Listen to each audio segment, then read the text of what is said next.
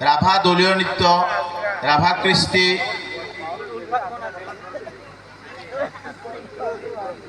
लेवा बोकाई मेसाकाई महिला और लेवा बोकाई मुसाकाई पुरुष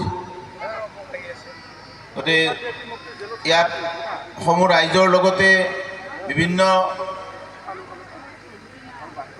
प्रतियोगीসকলক অংশগ্রহণ করার বাবে সমিতিয়ে বিনম্রতারে উপস্থিতি কামনা করেছে।